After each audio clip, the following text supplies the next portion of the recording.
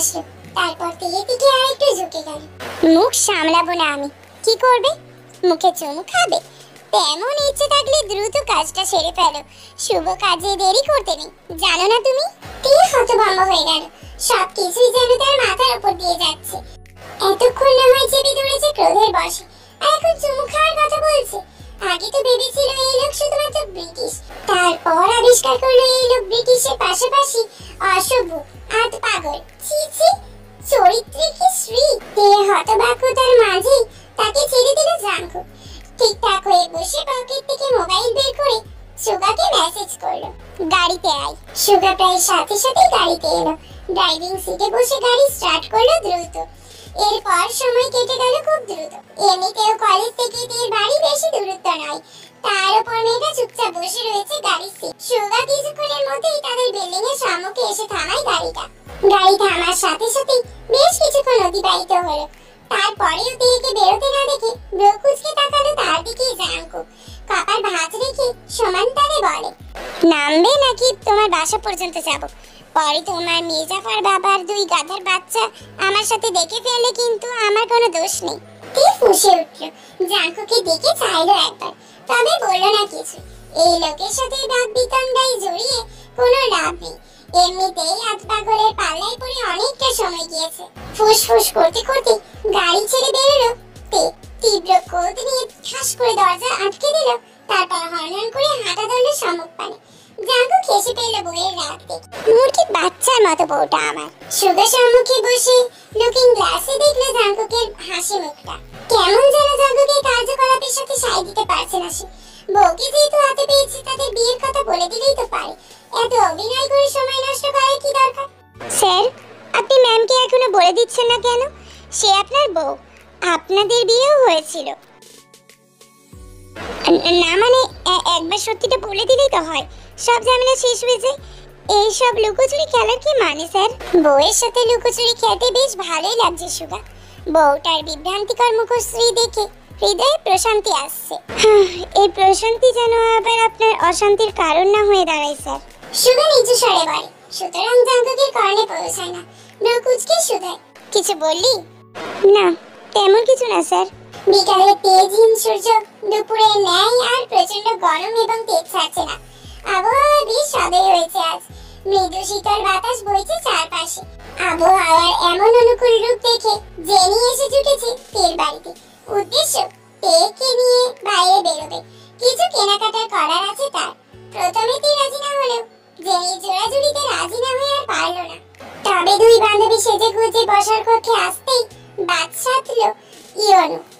কোথায় যাচ্ছিস? জেনি আর তে দুজনেই থম মেরে দাঁড়িয়ে রইল। জেনি মেয়েটা জড়সড় হয়ে দাঁড়ালো তের পাশে। এমনি বাপ ভাইরা যতই ভালোবাসা দিক না কেন, সময় শাসন করতেও পিছপা হয় না। তাছাড়া তার এক ভাইয়ের যে শরীরের ভর্তি ক্রোধ, তে আমতা আমতা করতে শুরু করে। এই বাইরে যাচ্ছিলাম একটু, জেনি কিছু কেনাকাটার আছে, তাই জন্য আমাকে সাথে নিয়েছে। ইয়োনো আর চোখে তাকালো ভীত হয়ে থাকা জেনির দিকে। মেয়েটা তাকে অজানা কারণেই ভয় পায় সর্বদাই। কখনো এই মেয়ের উপরে নিজের ক্রোধ প্রকাশ করেছে বলে তো মনে হয় না। ক্রোধে দুই চারটে থাপড় বেড়েছে তাও তো মনে হয় না। তারপরেও কেমন জানি ওর সম্মুখে এলেই মেয়েটা গুটিয়ে যায়। অন্যদের বেলায় তো বেশ প্রাণোচ্ছল থাকে। চল, আমিও তোদের সাথে যাব। ইয়োনোর এমন কথা শুনে আটকে উঠলো দুই রমণী। জেনি তারা হাত খামছে ধরল। তাদের সাথে ইয়োনো যাওয়া মানে সকল পরিকল্পনাতে জল ঢালা। ইয়োনো তাদের বাসা থেকে সোজা শপিং মলে নিয়ে যাবে, সেখান থেকে আবার খেয়ে বাড়িতে নিয়ে আসবে।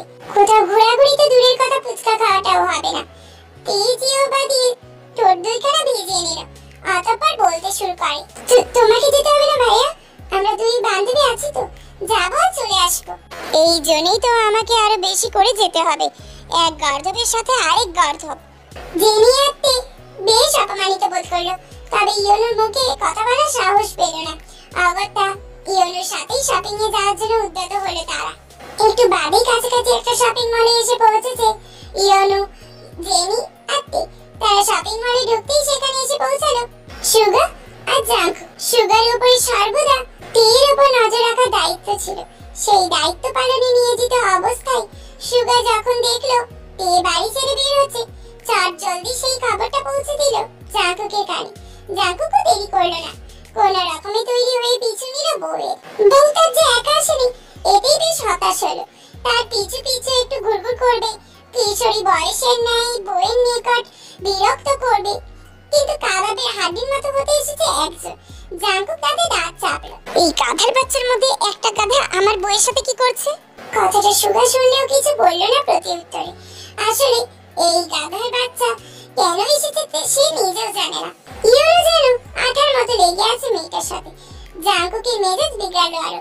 আর শুধুমাত্র বউটার মনের মধ্যে কোনো নেতিবাচক প্রভাব ফেলতে চায় না বলে বিদায় তের বাপ ভাইয়ের সাথে ঝামেলা করছে না। নয়তো দেখিয়ে দিত জাঙ্কুক কি জিনিস। এমনিতেই বউয়ের হৃদয়ে তার জন্য নেতিবাচক ভাবনা চিন্তার শেষ নেই। জাঙ্কুকের ভাবনার মাঝে তেরা কেনাকাটা শেষ করে বিল পরিশোধ করতে লাগলো। বিল পরিশোধ করার সময় শপিং মলের একজন মহিলা কর্মচারী তড়িঘড়ি করে দৌড়ে এসে একটা প্যাকেট দিল তের হাতে। ওখানে পাশে দাঁড়িয়ে থাকা জেনি আর ইয়োনো দাঁড়িয়ে থাকলেও তের হাতে ওই প্যাকেটটা দিয়ে তারপর হাসি হাসি মুখে বলে, ম্যাম এটা আপনার। তে অবাক হলো, প্যাকেটটা হাতে নিয়ে ভেতরে দেখলো বেশ সুন্দর একটা কালো শাড়ি, জর্জেটের উপরে সোনালি কারুকাজ করা। সুন্দরীর সাথে সাথে শাড়িটা দামিও মনে হচ্ছে। তবে এমন শাড়ি তে নেয়নি বা নেওয়ার ইচ্ছে প্রকাশ করেনি। তে অবাক কণ্ঠে ওই মহিলাকে জিজ্ঞেস করে, আমার মানে এই শাড়িটা তো আমি কিনিনি। এটা আপনি কিনে নেবেন, এটা আমাদের তরফ থেকে আপনার জন্য উপহার। কয়েকদিন আগে বসন্ত গেলেও সেই উপলক্ষে আমাদের এখানে একটা অফার চলছে 3000 টাকার উপরে। কেউ শপিং করলে তাকে একটা শাড়ি গিফট করা হবে। সেই শাড়িটাই আপনি পেয়েছেন। মহিলা কর্মচারীর এমন যুক্তি শুনে নুকুচকে এলো ইয়োনোর। তেরা হাতে থাকা শাড়িটা নিজের হাতে নিল সে। কিন্তু শাড়িটা তো দেখে মনে হচ্ছে 3000-এর থেকে অধিক দাম হবে। আমি কি জানি, শপিং মল কর্তৃপক্ষ থেকে এটা সিদ্ধান্ত নিয়েছে। ইয়োনো, তে আর জেনি বোধহয় বিশ্বাস করলো মেয়েটার কথা। তবে জেনির মনটা খারাপ হলো। তাহলে আমারটা কোথায়? ম্যাম আপনারা সম্ভবত দুজন মিলে মিশে 3000 টাকা শপিং করেছেন, তাই এই শাড়িটা একটাই পাবেন। জেনি কিছু বললো না। যদিও শাড়িটা তার পছন্দ হয়েছিল, তবে সেই শাড়িটা যেহেতু তের হাতে প্রথম উঠেছে তাই আর সম্বোধন করলো না বেশি কিছু, চুপ করেই রইল। তাছাড়া ইয়োনোর সামনে দাঁড়িয়ে শাড়ি নিয়ে ঝগড়া করার মতো সাহস নেই। নয়তো বান্ধবীর সাথে এক প্রকার ঝগড়া করে হলেও এই শাড়িটা নিত সে। ইয়োনো দেখালো জেনির মুখশ্রীর দিকে। মলিন হয়ে আছে মেয়েটার মুখশ্রী। অতঃপর ইয়োনো ওই নারী কর্মচারীকেই বলে, হুবহু এমন একটা শাড়ি দিন আমাদের আরেকটা। জি স্যার। তাড়াতাড়ি হুবহু ওই একই রকম দেখতে শাড়ি এনে দিল তার দিকে। ইয়োনো জেনির দিকে শাড়িটা এগিয়ে দিল। শাড়িটা নাও। ইয়োনো রাজেশ উপেক্ষা করে জেনি শাড়িটা নিল না। আমার লাগবে না। তোমাকে কি আমি জিজ্ঞেস করেছি? নিতে বলেছি নাও। জেনি না করার সাহস পেল না। এমনিতেও শাড়িটা সে নিতে চাইছিল ভীষণ ভাবে, শুধুমাত্র ভদ্রতার খাতিরে না করেছিল। অন্তত ধমকের দৌড়াতেই এই সুন্দর শাড়িটা পেয়ে গেল সে। রাত বেড়েছে কিছুটা। চারিদিক যদিও এখন নীরব হয়ে ওঠেনি, তবে অন্ধকারে গ্রাস করেছে ভালোভাবে। আকাশটাও মেঘলা। বিকেলে অল্প বিস্তর শীতল হাওয়া পরিস্থিতি পাওয়া গেলেও এখন টিপটাপ বৃষ্টির আভাস পাওয়া যাচ্ছে। রাতের খাবারের পাট চুকিয়ে তে কক্ষে প্রবেশ করে বিছানার উপরে রাখা বিকেল শপিং মল থেকে পাওয়া সুন্দর শাড়িটা তুলে নিল। দুই পা তেলে গিয়ে দাঁড়ালো ড্রেসিং টেবিলের সম্মুখে। শাড়িটা গায়ে ফেললো। দেখতে লাগলো কেমন লাগছে তার গায়ে। শাড়িটা ভারী পছন্দ হয়েছে মেয়েটার। ভাগ্যিস শপিং মলে গিয়েছিল, নয়তো এই সুন্দর শাড়িটা মিস করত। অতঃপর মোবাইল স্ক্রিনে জাল করে উঠলো একটা অপরিচিত নাম্বার। যদি কেউ কোনো প্রয়োজনে কল করে সেই ভেবেই কলটা রিসিভ করলো। বিরক্তি ভাব প্রকাশ করলো না, বরং নম্র কণ্ঠে দিয়ে বলে, আসসালামু আলাইকুম, কে বলছেন? সাথে সাথে ভেসে এলো ফোনের ওপার থেকে পুরুষালী গম্ভীর কণ্ঠস্বর। ওয়ালাইকুম আসসালাম। আমি কে তা জানার আগে বলো, তোমাকে এই বয়সে মোবাইল কে দিয়েছে? তীর কপাল কুঁচকে এলো। কে এলো? মাঝরাতে কল করে জবাব দিতে করছে, আর তেই বা কেন অপরিচিত কাউকে কৈফিয়ত দেবে? কি আপনি বলুন তো? আর এত রাতে কল করে আপনি এইসব প্রশ্ন করছেনই বা কেন? আগে বলো তোমাকে এই বয়সে মোবাইল কে কিনে দিয়েছে? বাবা দিয়েছে। হ্যাঁ তা তো দেবেই। তোমার মির্জাফর বাপটা আমার কপাল পোড়ানোর জন্য পায়তারা করছে কিনা? এই মির্জাফর এইটুকু শুনেই তুই বুঝে গেল এটা কি হতে পারে। দাঁতে দাঁত চাপলোতে কটমট করে বল, এই ব্রিটিশ লোক, আপনি আমার নাম্বার কোথেকে পেয়েছেন? জাঙ্কুক যেন বেশ মজা পেল। আকাশে বাতাসে আমার মনে তে এবার আরো তেতে উঠলো। এই আট পাগল লোক তো হাত ধুয়েই তার পিছনে পড়ে আছে। চাইছি তাই বাকি। অশ্ব বলল, আমাকে এত রাতে কল করেছেন কেন? হ্যাঁ, প্রেম করতে। করবে আমার সাথে প্রেম? আপনার মতো ব্রিটিশ আত্মাগার লোকের সাথে প্রেম করার থেকে আমার কচু গাছের সাথে গলায় দড়ি দিয়ে কতক্ষণ টানাটানি করবো তাও ভালো। কিন্তু প্রেম তো তোমার আমার সাথেই করতে হবে, আমি ছাড়া তোমার কোনো গতি নেই। এই একদম বাজে কথা বলবেন না ব্রিটিশ পুরুষ। রাত বেরিতে একটা মেয়েকে কল করে কিরকম নির্লজ্জ মার্কা কথা বলতে আপনার লজ্জা করছে না? আপনাকে আমি ব্রিটিশ আত্মাগল ভেবেছিলাম, এখন দেখছি আপনি চরম অসভ্য বটে। আমি তোমার ভাবনা থেকে অধিক অসভ্য মুরগির বাচ্চা। ধীরে ধীরে তা টের পাবে। আপনার সাথে কথা বললে তো টের পাবো। আপনার সাথে আমার আর কোনো কথাই হবে না। জাঙ্কুক নিঃশব্দে হাসলো। আমাদের আবার দেখা হবে, কথা হবে। এই বিশালতার আকাশের নিচে ছোট্ট একটা ভালোবাসার ঘরে সুখময় সংসার হবে। জাঙ্কুকের প্রতিটা কথা মন দিয়ে শুনল। হৃদয় জুড়ে এক অদ্ভুত অনুভূতি নাড়া দিল। সাথে সাথে হৃদস্পন্দন আরো গাঢ় হয়ে উঠতে শুরু করলো ধীরে ধীরে। তবে পরক্ষণেই বিভ্রান্ত হয়ে পড়ল মেয়েটা। এই পুরুষ কেন এই রাতে কল করলো তাকে? প্রেম বাক্য কেনই বা আওড়াচ্ছে? এই পুরুষ এখন তার নিকট অপরিচিত মানবের মতোই। দুজন দুজনের সম্পর্কে তো বেশি কিছু জানা হয়নি, খুব বেশি দিন তবে তাদের পরিচিতও নয়। তার থেকে বেশি বড় কথা, তাদের মধ্যে শত্রুতার বরণটাই বেশি ছিল। হঠাৎ কি হলো? এই 3-4 দিন ধরে পরিবর্তন কেন এই পুরুষের ব্যবহারে? তীর ব্রুজগল পুচকে এলো। কথাটা ঘুরলো মাথার মধ্যে। ভালোবাসাময় ঘরে সুখময় সংসার হবে। তাদের সংসার কিভাবে হবে? কেন হবে? হুট করে এই অপরিচিত পুরুষ বিয়ে হবে তার সঙ্গে? কোথা থেকে হুট করে উদয় হলো এই লোক? এই কেমন হাসফাস করে উঠলো। আমি রাখছি, আপনি আমাকে আর কল করবেন না, সাবধান। কথাটুকু বলে মেয়েটা খট করে ফোন কেটে দিল। হাসলো জাঙ্কুক। মেয়েটা বিরক্ত এবং বিভ্রান্ত করতেই বেশ ভালো লাগছে তার। জাঙ্কুক ভাবলো আবারও কল করবে দেখে, আর একটু বিরক্ত করবে, কিন্তু তার আগে হন্তদন্ত হয়ে কক্ষে প্রবেশ করলো সুগা। স্যার, ওরা এসে গেছে। কারা এসে গেছে? মিস্টার কাই যে আমাদের হাতে বন্দী তা তার দলের লোকেরা জেনে গেছে ইতিমধ্যে। তার লেজ ধরেই রাজশাহী পর্যন্ত পৌঁছে গিয়েছে ওরা। জাঙ্কুকের চোখ মুখ শক্ত হয়ে উঠল। গম্ভীর কণ্ঠে বলে, সিকিউরিটি বাড়িয়ে দে, যেটাকে যেখানে পাবি তুলে নিবি। একটা গাধার বাচ্চাও যেন রাজশাহী মাটিতে না পড়ে থাকে। সুদীর্ঘ এক রাত গড়িয়ে সকালে দেখা মিলেছে। রাতের নিস্তব্ধতায় ঘেরা শহরটা আবারও ব্যস্ত হয়ে পড়তে শুরু করেছে ধীরে ধীরে। তবে এই ব্যস্ততার মাঝে ভয়ঙ্কর রূপ ধারণ করে আজ হামলে পড়েছে কিছু ভয়ঙ্কর শ্রেণীর লোক সমাজ।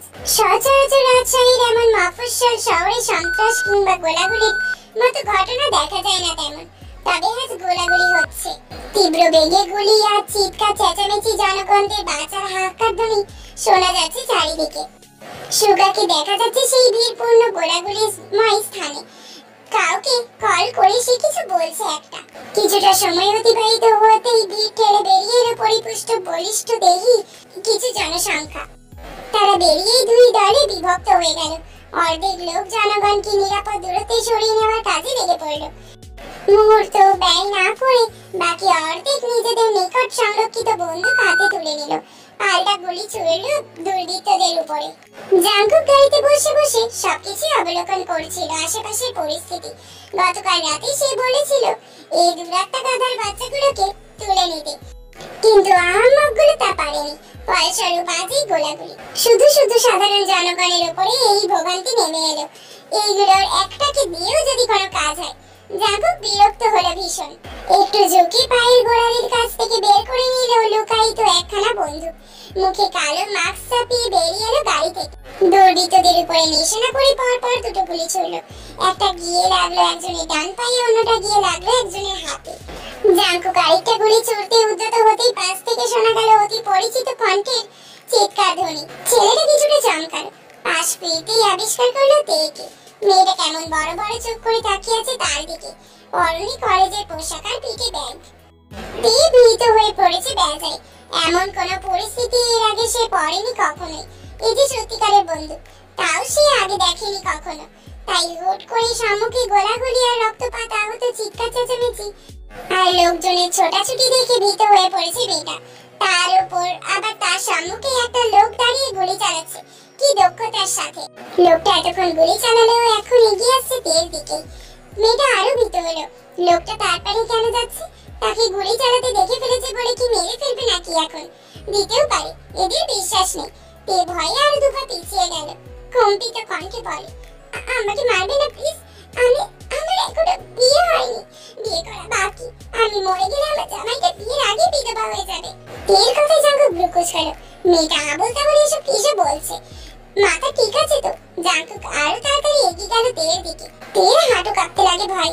এমনিতেই মাথা ঠিক। মৃত্যুর ভয়ে কি দেখে কি বলছে সে নিজেও জানে না। নয়তো সজ্ঞানে থাকলে এমন পরিস্থিতিতে এমন উদ্ভট কথাবার্তা কোনোদিনই বলতো না। তের কলিজা কাঁপছে। তার ভাবনা মতে মৃত্যুর সম্মুখে দাঁড়িয়ে আছে তার। না, আর পারলো না।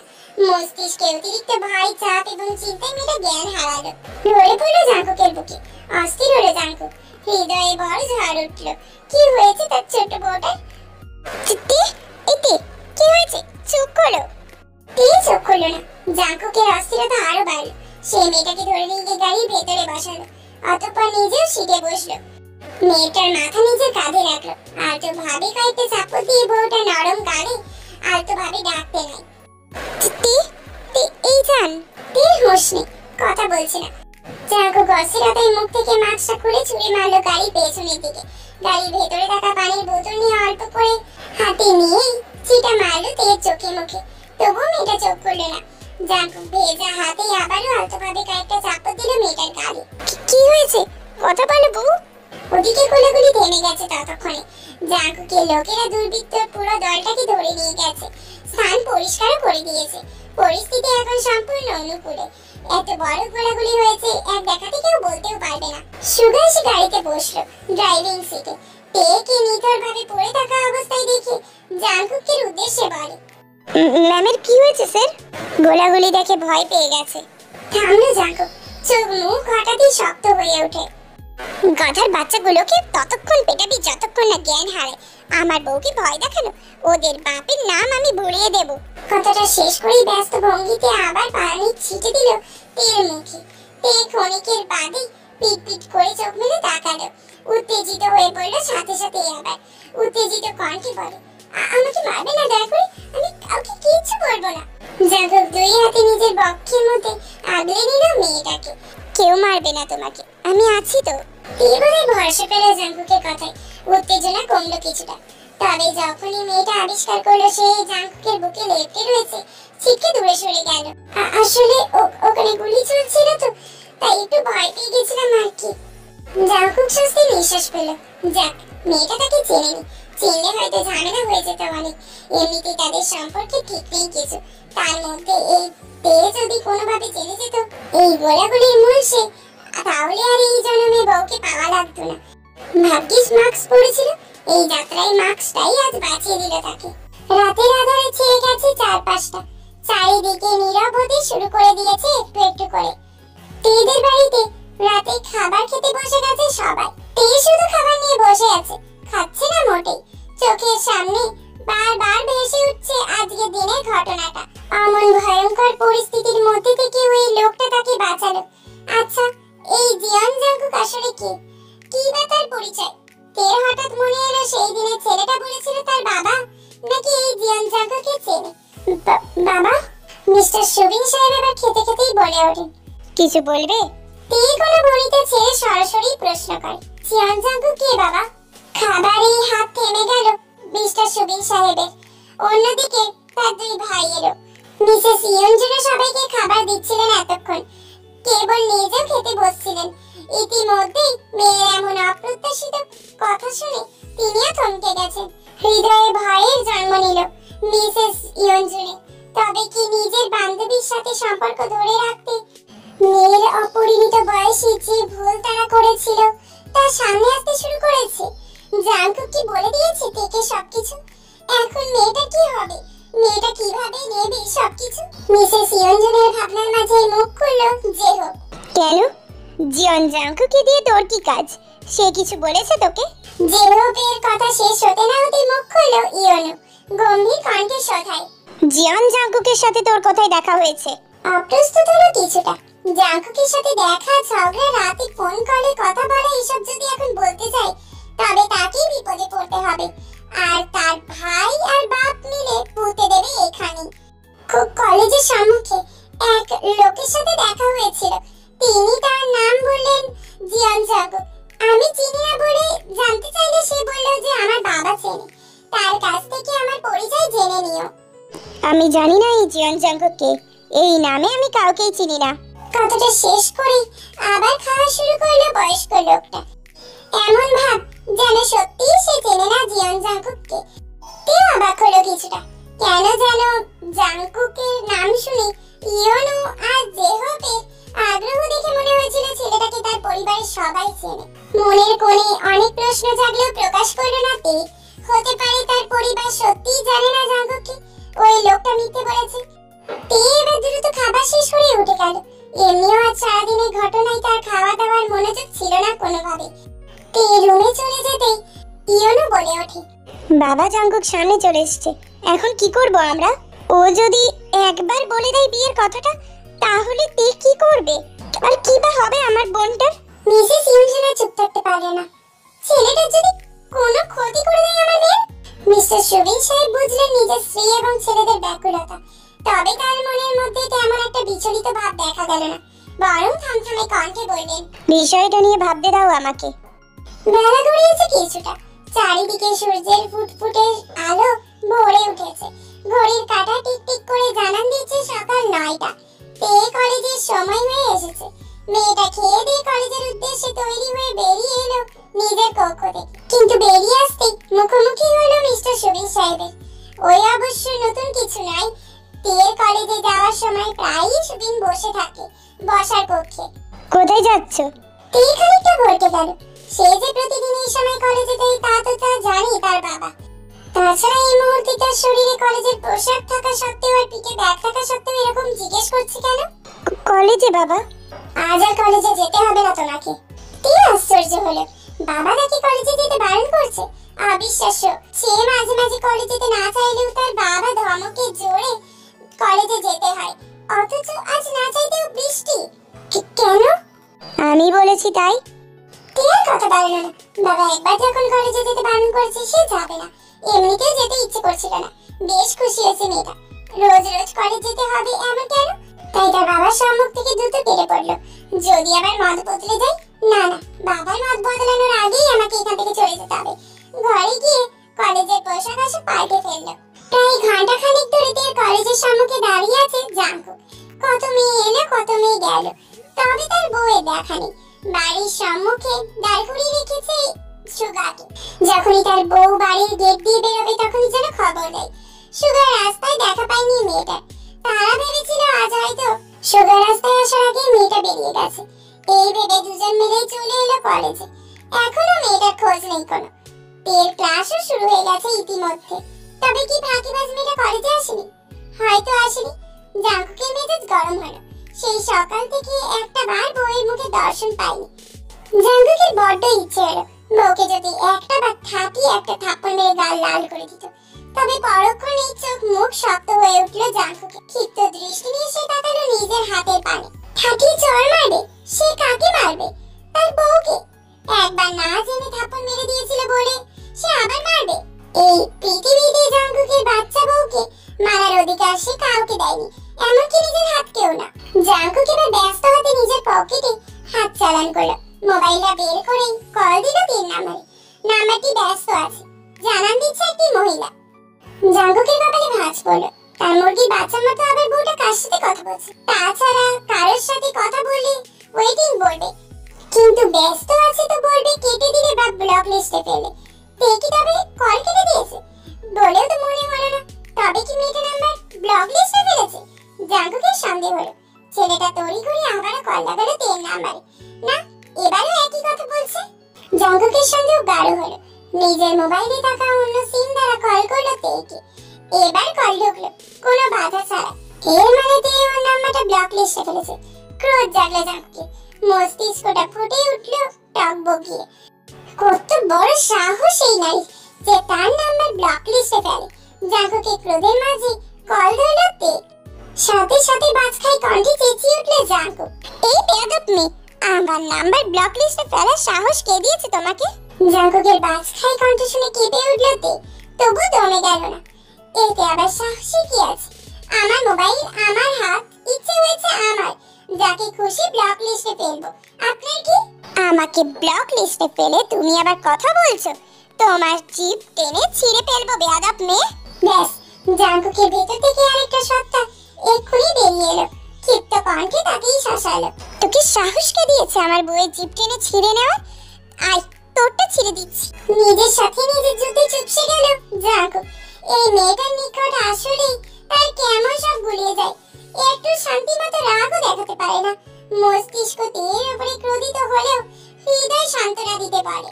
শান্তি শান্তি, মুরগির বাচ্চার মতো বউ তোর।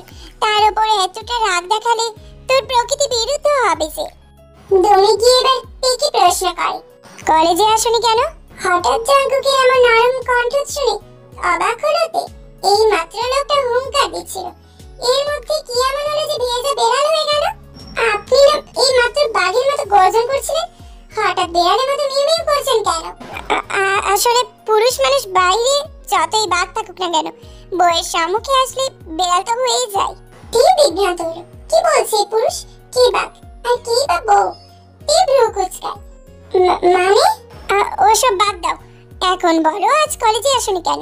বাবা যেতে দেয়নি। তা দিবে কেন? তোমার মির্জাফর বাপের আবার আমার সুখ সহ্য হয় না। কথাটা বলেই বুকে হাত দিল জাঙ্ক। কি শান্তি লাগছে। বউকে কিছু বলতে পারবে না তাতে কি হয়েছে? বউয়ের বাপ ভাইকে তো বলতেই পারবে, তাই না? তুই কিছু বলতেই যাবে, ঠিক তার আগে জাঙ্কুকে আবার বুকে হাত দিয়ে একই সুরে বল, তার সাথে আবার জুটেছে দুটো গাধার বাচ্চার মতো ভাই। একদম মাঝে মাঝে কথা বলবে না। আমার বাপ ভাইরা মির্জাফর আর গাধার বাচ্চা কোনোটাই নয়। আপনি ব্রিটিশ।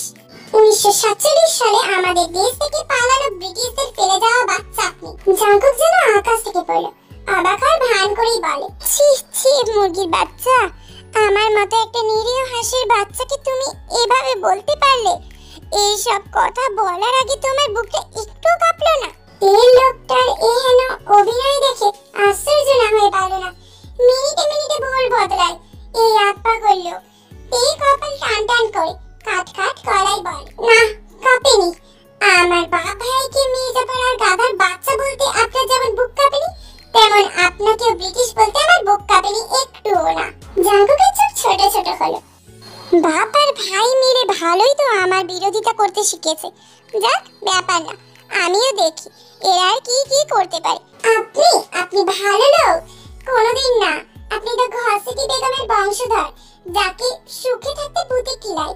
নিজের স্বাধীন দেশকে পরাধীন করতে উঠে পড়ে লাগেন আপনারা। জাঙ্কুক এবার চিন্তা করলো, কে ভুল কিছু তো বলেনি। সেই দিন বিয়ের আসরে বউ তার ছিল এবং স্বাধীন ছিল, কিন্তু সে কি করলো? সেদিন বিয়ের আসরে বউকে ত্যাগ করে পরাধীন শিকলে আবদ্ধ করে চলে গেল দূর দেশে। আর তার এখন সেই শিকল কেটে আবার বউকে স্বাধীন করতে কত প্রচেষ্টাই না চালাচ্ছে। জাঙ্কুক ভাবুক কণ্ঠে বলে, জানো, এই প্রথম তুমি সত্যি কথা বললে। হ্যাঁ, আমি সব সময় সত্যি কথাই বলি। তা না হয় বুঝলাম। এখন একটা কাজ করো তো, তাড়াতাড়ি আমার বাসায় চলে এসো। আপনার বাসায় আমি কেন যাব? দেখবো তোমায়, দেখতে ভীষণ ইচ্ছে হচ্ছে। এসো তাড়াতাড়ি। আপনি বললেই আমায় যেতে হবে নাকি? যাব না আমি আপনার বাসায়। তুমি আসবে আমার বাসায় নাকি আমি তোমার বাসায় চলে আসবো? কোনটা? আমি তোমার বাসায় আসলে কিন্তু তোমার বাপ ভাইকে ধরে বলবো তুমি এখানে আমাকে আসতে বলেছো। আমি কিছুতেই আসতে চাইছিলাম না, কিন্তু তোমার নাকি আমাকে অনেক দেখতে ইচ্ছে করছে, তাই জোর করে এনেছো। তুই বোকা বনে গেল। এইসব কথা সে কখন বললো? ছেলেটা বানিয়ে বানিয়ে কিরকম মিথ্যে কথা বলছে। তুই বড় বড় চোখ করে ফেল। আমি এইসব কথা কখন বললাম আপনাকে? মিথ্যেবাদী লোক একটা। সে তুমি জানো আর আমি জানি, আর তো কেউ জানে না। বাবা তাহলে ঠিকই বলেছে, কিন্তু আপনি আমাকে মিথ্যে বলে ঘুরিয়েছেন। তোমার বাবা আবার আমাকে নিয়ে কি বলেছে? বাবা বলেছে তিনি আপনাকে চেনেন না, অথচ সেদিন গাড়ি দিয়ে বলেছিলেন আমার বাবা নাকি আপনাকে চেনে। জাঙ্কুকের কপালে মাছ হালকা হলো। সেটা আগে থেকেই জানতো এই কথা।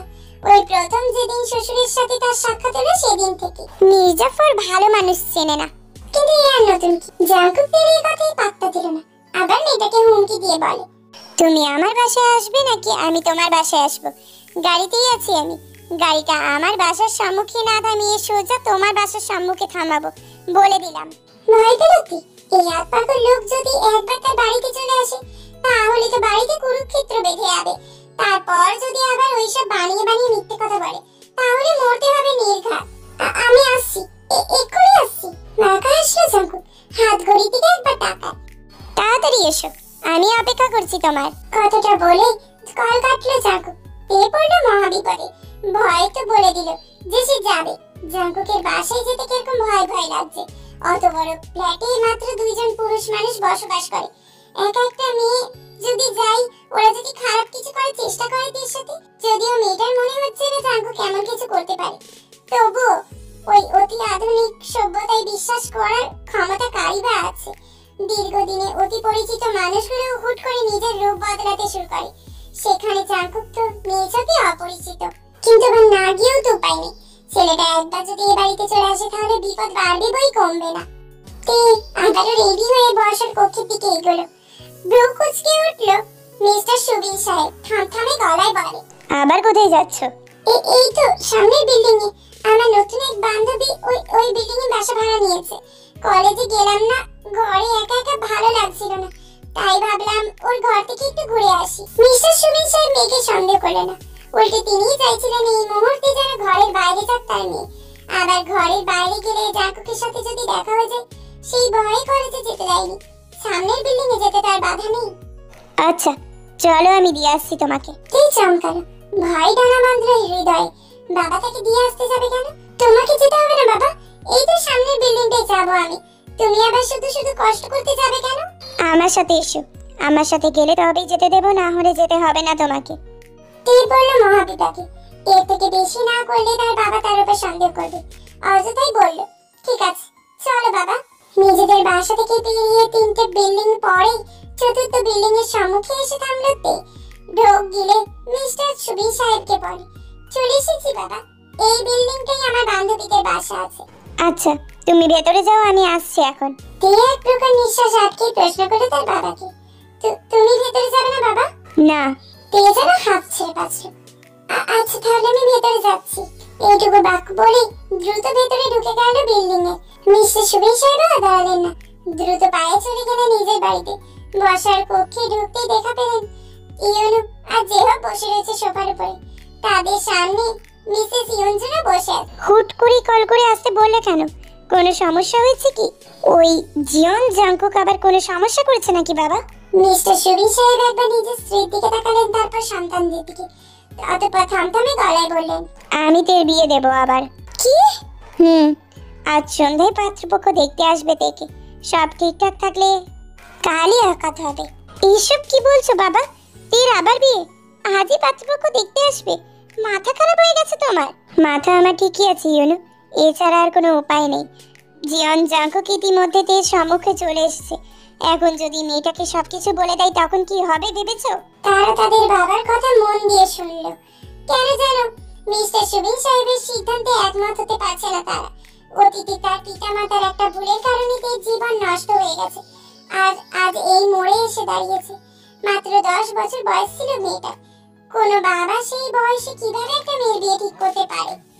তাও তার বয়সে দ্বিগুণ একটা ছেলের সাথে। 20 বছর বয়স ছিল জাঙ্কুকের। সে তো জাঙ্কুক বিয়ে না মেনে চলে গিয়েছিল বলে তে বেঁচে গিয়েছিল। আর আজ যদি জাঙ্কুক তখন বিয়ে মেনে নিত তাহলে কি হতো তের? বাবা মায়ের এমন কর্মে মাঝে মাঝে রাগ হয় ইয়নু আর জেহবে। শুধুমাত্র তাদের সম্মান করে বলে বিদায় মানুষ দুটোর উপরে কোনো কথা বলেনি। আর তাছাড়া এই 7 বছরে নিজের বাবা মায়ের কৃত কর্মের জন্য অনুতপ্ততা দেখেছে। যারা নিজেরাই অনুতপ্ত হয়ে গুমড়ে গুমড়ে মরছে প্রতিদিন, তাদের আর কি বা বলা যায়? কিন্তু এখন আবার কি শুরু করেছে মিস্টার সুবিন সাহেব? বহুদিন আগে নিজেদের কর্মকে ধূলিসাৎ করার জন্য আবার একই খেলায় মেতে উঠতে চাইছে। মাথা খারাপ হয়ে গেছে তোমার বাবা? কিসের বিয়ে? একবার বিয়ে বিয়ে খেলায় মেতে আমার বোনটার জীবন নষ্ট করেছো, এখন আবার কি চাইছো তুমি? তাছাড়া তালাক? ব্যাস এতটুকু বলতেই হাত উঠিয়ে থামিয়ে দিল। বয়সের ভারে সে বেশ বুদ্ধিমান, বিচক্ষণ বটে। তাছাড়া বাবা মায়ের বেশ ভক্ত সে। বাবা, তের বিয়ে দেওয়া ছাড়া কি আর কোনোভাবেই জাঙ্কুকের থেকে বাঁচানো সম্ভব নয়? আর কোনো উপায় নেই? ওকে তো আমরা অন্য কোথাও পাঠিয়ে দিতে পারি। আচ্ছা তোমার কি মনে হয় অন্য কোথাও পাঠিয়ে দিলে সব সমস্যার সমাধান হয়ে যাবে? জাঙ্কুক তের আর খোঁজ করবে না? ছেলেটা যদি ঢাকা থেকে রাজশাহী চলে আসতে পারি তের খোঁজে, তবে অন্য কোথাও যেতে পারবে। মনে রাখবে, লোহা দিয়ে লোহা কাটা যায়, তেমনি তেকে একবার বিয়ে দিয়ে দিলে জাঙ্কুক আর কিচ্ছু করতে পারবে না। মিসেস ইয়নজুন সবকিছু শুনছিলেন, ওনার খুব করে বলতে ইচ্ছে করলো, তাহলে তেকে ওর কাছে দিয়ে দাও। জাঙ্কুক যখন ওকে ফিরিয়ে নিতে চাচ্ছে, মেয়েটাকে খুঁজতে খুঁজতে এতদূর চলে এসেছে, তখন আমাদেরও উচিত ওকে একটা সুযোগ দেওয়ার। আসলে হাজারেরও মা তো, কোনো মাই চায় না তার মেয়ের সংসার ভাঙুক। মনে মনে এত কথা বললেও সাহস করে স্বামীকে বলতে পারলো না কিছু, কারণ তার মেয়ের জীবনের এই অবস্থার জন্য সবচেয়ে বেশি দায়ী তিনি। বহুদিন আগে নিজের বান্ধবীর সাথে সম্পর্কটা গাঢ় করার জন্য বান্ধবীর ছেলের সাথে নিজের মেয়ের বিয়ের আবদারটা তিনিই করেছিলেন। তপ্ত শ্বাস ফেলেন মহিলা, একটু সাহস জুগিয়ে স্বামীকে বলেন, ওদের তো তালাক হয়নি এখনো, এর মধ্যে মেয়েকে অন্যত্র বিয়ে দেওয়ার কথাটা কি অন্যায় হবে না? অন্যায়? কিসের অন্যায়? অন্যায় তো করেছিল ওই জাঙ্কুক আমার মেয়েকে বিয়ের আসরে ফেলে গিয়ে। বিয়ের দিনই নিজের স্ত্রীকে ত্যাগ করেছিল। 7-7টা বছর আমার মেয়েটার কোনো খোঁজ খবর রাখেনি, একটা বাড়ির জন্যও জানতে চাইনি আমার মেয়েটা বেঁচে আছে নাকি মরে গেছে। এতগুলো বছর পর আজ এসেছে মেয়েটাকে বউ বলে দাবি করতে, বউকে নিতে। মানলাম ভুলটা আমাদের ছিল, 20 বছরের একটা তরতাজা যুবকের সাথে 10 বছরের কন্যার বিয়ে দেওয়াটা ভুল আমাদের ছিল, চরম ভুল ছিল। তাই বলে ও আমার মেয়েকে ফেলে যাবে? আমার মেয়েটা তো আর কোনো দোষ করেনি, এমনকি ও তখন ভালোভাবে বিয়ের মানেটাও বুঝতে শেখেনি। ওর জন্য, শুধুমাত্র ওর জন্য আমার মেয়েটাকে কত কিছুই না সহ্য করতে হয়েছে, এলাকা পর্যন্ত ছাড়তে হয়েছে আমাদের। তারপরেও সবটা মেনে নিয়েছিলাম, এর জীবনের অতীতে কিছুই ওর সামনে আনিনি। কিন্তু এখন জাঙ্কুক কোত্থেকে এসে জুটলো? কই, আমার মেয়ের খারাপ সময় তো আমি ওকে দেখিনি। যাক, ধরে নিলাম বিয়ের ঘটনায় রেগে গিয়েছিল, নিজের পাশে একজন নাবালিকা মেয়েকে মানতে পারিনি। কিন্তু তারপর কেন ও ওই 7টা বছর আমার মেয়ের খোঁজ নিল না? ও অন্তত একটা কল করে মাপ চাইতে পারতো সবার থেকে, একবার বলতে পারতো যে বিয়েটা মেনে নিয়েছে, তাহলে আর আমার মেয়েটাকে সমাজের সামনে ছোট হতে হতো না। থামলেন মিস্টার সুবিন সাহেব, আবারও বললেন একটু সময় নিয়ে। আমি সেই ছেলের হাতে আমার মেয়েকে কখনোই তুলে দেব না, যে ছেলে আমার মেয়েকে বিয়ের আসরেই ত্যাগ করেছিল। তাই বলে তুমি একটা তালাকহীন মেয়েকে অন্যত্র বিয়ে দিতে পারো না বাবা। এমনিও ওদের বিয়ের রেজিস্ট্রি হয়নি, তখন তের বয়স ছিল মাত্র 10। এত অল্প বয়সে বিয়ে আইন বহির্ভূত। তবু তো তালাকের একটা ব্যাপার আছে, শাস্ত্র মতে হলেও বিয়েটা তো হয়েছিল। তা আমি বুঝে নেব, তালাক দিয়েই আমি বিয়ে দেব আমার মেয়ের। তবে পাত্রপক্ষ আজ সন্ধ্যায় তেকে দেখতে আসবে, তা জেনে রেখো।